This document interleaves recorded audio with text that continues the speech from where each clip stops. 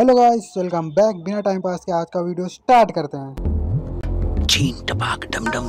हमारा fifth anime है tales of wedding ring. Basically हमारे मेन कैरेक्टर का नाम ओसातो, जिसकी 5 बीवी होती है। आपने सही सुना, इसकी 5 बीवी होती है। बीवी नंबर 1, बीवी नंबर 2, बीवी नंबर 3, बीवी नंबर 4 और बीवी नंबर 5। स्टोरी में हमें बताया जाता है कि दूसरी दुनिया से 2 लोग आए, एक लड़की होते हैं, उसके ग्रैंडपा होते हैं। ये लोग हमारी मेन कैरेक्टर के घर पर रहते हैं और बेसिकली इसकी ये पहली बीवी होती है।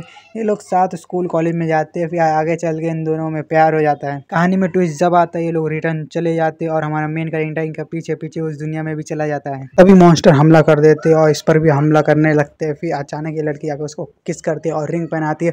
फिर बेसिकली ये बन जाता है हमारा रिंग किंग। फिर हमें ये बताया जाता है कि बहुत समय पहले इस दुनिया पे बहुत सारे मॉन्स्टर ने हमला किया था, जब एक बंदा आया था और वही हमारे रिंग किंग थी। 5 रिंग की मदद से इन दोनों को हराया था और जीत भी गया था। और वो रिंग किसी के हाथ ना लगे, इसलिए उसे अलग अलग जगह पर छुपा दिया गया है। आगे चल के सब लड़के को ढूंढता और उनका दिल जीतता और उनसे शादी कर लेता है। और बेसिकली ये हमारा बन चुका होता है मेन कैरेक्टर रिंग किंग। और एक बात, अगर ये किसी लड़के को किस करता है तो इसकी पावर डबल हुई, और उनके साथ कुछ और करता है तो ये सुपर पावर बन जाता है। ये एनीमे अच्छा है, इसकी रेटिंग भी अच्छी है। हमारा फोर्थ एनीमे है the wrong way use to healing magic. Basically हमारे मेन कैरेक्टर का नाम ओसातो होता है। स्टोरी की बात किया जाए तो हमें बताया जाता है एक हाई स्कूल है जहाँ पर एक लड़का लड़की पढ़ते हैं। वो काफ़ी अच्छे पढ़ाई में रहते, स्पोर्ट में भी अच्छे रहते, लोगों की इज्जत करते, वो बहुत पॉपुलर रहते। मगर एक दिन रात में उनको घर जाने में देर हो जाती है, तो हमारे मेन कैरेक्टर के साथ वो लोग घर जाते हैं। लोग साथ में जा ही रहे होते हैं, फिर अनदर वर्ल्ड का एक बैरियर खुलता है, वो डायरेक्ट उसमें घुस जाते हैं और वो दूसरी दुनिया में पहुंच जाते हैं, जहाँ वो लोग डायरेक्टली राजा के महल में घुसते हैं। वो राजा उन्हें बताता है कि हम लोग ने आपको बुलाया क्योंकि हमारी दुनिया में बहुत सारे मॉन्स्टर, उनको हराने के लिए हमें आपकी मदद चाहिए। किसी को भी दूसरी दुनिया से यहाँ बुलाया जाता है तो उसके अंदर ऑटोमेटिकली मैजिक पावर आ जाता है। वो राजा कहता है हमें आपकी मदद चाहिए, हमें अपनी दुनिया को बचाने के लिए। इन तीनों को मैजिकल पावर टेस्ट की जाती है। इसमें हमारे मेन कैरेक्टर ओसातो रहता है, उसके पास हीलिंग की मैजिक रहती है। जैसे ही ये बात राजा को पता चलती है, राजा उसको भगाने लगता है। जब भी प्रेसिडेंट रोज आती है और उसको उठा ले जाती है, चीफ कमांडर रहती है वो मैजिक हिल की। प्रेसिडेंट रोज उसको इतना टॉर्चर करती है भाई, इतना कुत्ते से टॉर्चर करती है पूछो मत। इसकी कॉमेडी तो अच्छी लगती है, मैं भाई उसका टॉर्चरपन देख के तो मेरे को तो बहुत ही मजा आता है। आपको मैं एग्जांपल देता हूँ टॉर्चर क्या होता है। मान लिया मैंने आपके मेन पार्ट पर मारा, फिर हिल किया, फिर मारा, फिर हिल किया, फिर मारा, तो आपको कैसा लगेगा? लास्ट में ये डीमन लॉर्ड के सैनिकों से लड़ते हो और जीत भी जाते हो। इसकी रेटिंग अच्छी, इसका एक्शन और मैजिक बहुत अच्छा कॉम्बिनेशन है।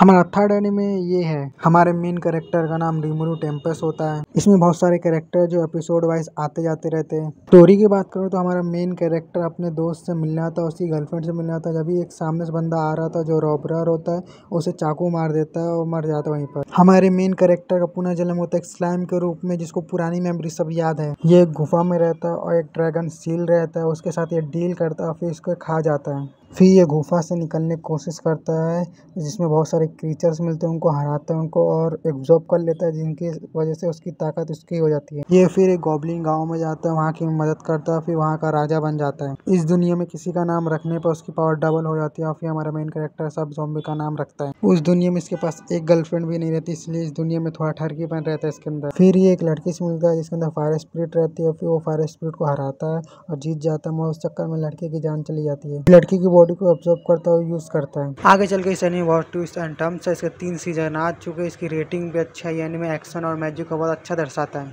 Second anime tension jobless reduction. हमारा जो मेन कैरेक्टर होता है मोटा होता है, जिसके कारण उसको स्कूल कॉलेज में बहुत चिढ़ाया जाता है, जिसकी वजह से कारण से वो घर पर हमेशा रहता था। मैं एक दिन वो जब घर से बाहर निकलता है तभी वो देखता है 3 लड़कों की तरफ एक ट्रक आ रहा है, जिनको बचाने के चक्कर में उसकी खुद की जान चली जाती है। फिर डायरेक्ट कहानी हमको दिखाई जाती है कि उस लड़के का पुनः जन्म हुआ है, वो एक यूरोप साइड में पैदा हुआ है, उसे अपनी पुरानी मेमोरी सब याद है, वो अभी चाइल्डहुड में है। इस दुनिया में मैजिक और मॉन्स्टर भी है और ऐसे भी बहुत प्रकार के क्रिएचर है जो उसके बारे में पता नहीं। कहानी हमको दिखाई जाती है वो लड़का धीरे धीरे जादू सीखने लगता है। मैं उसको सिखाने के लिए उसके पेरेंट्स एक मास्टर को बताता है, मगर ये इतना हरामी रहता है कि अपनी टीचर को नहाते हुए हर एक मौका देखता है उसकी बॉडी देखने के लिए, भी क्यों ना हो कि उसका बाप भी वैसा ही था।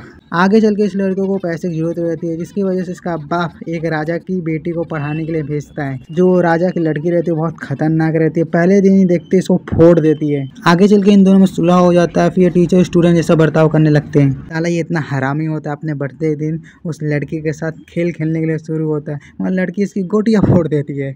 इसमें बहुत सारे कैरेक्टर है जो बहुत अच्छे से रिप्रेजेंट करते हैं। ये एनीमे भी बहुत अच्छा है, इसकी स्टोरी भी बहुत अच्छी है, इसका एक्शन भी बहुत ज़बरदस्त है। आगे चल के स्टोरी में बहुत सारे ट्विस्ट हैं। इसकी रेटिंग भी बहुत अच्छी दी गई है।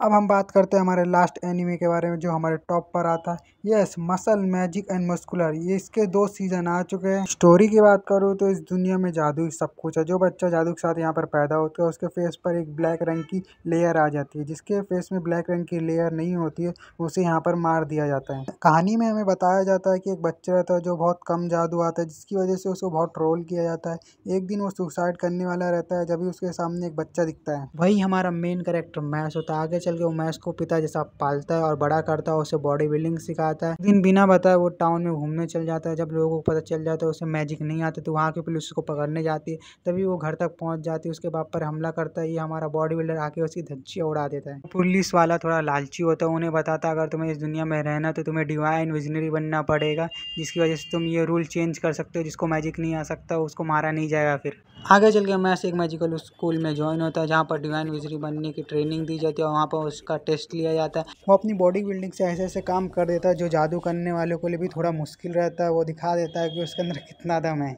आगे चल के हमारे मेन विलेन से उसकी लड़ाई होती है और ये लोग जीत जाते हैं। मगर उधर सबको पता चल जाता है कि इसको जादू नहीं आता और फर्स्ट सीजन एंड हो जाता है। आगे चल के मैस के दोस्त भी उसका साथ देते हैं। ये एनीमे मैजिक और एक्शन को बहुत अच्छे से रिप्रेजेंट करते हैं। एक बार जरूर से चेक करना। इसकी रेटिंग भी अच्छी है।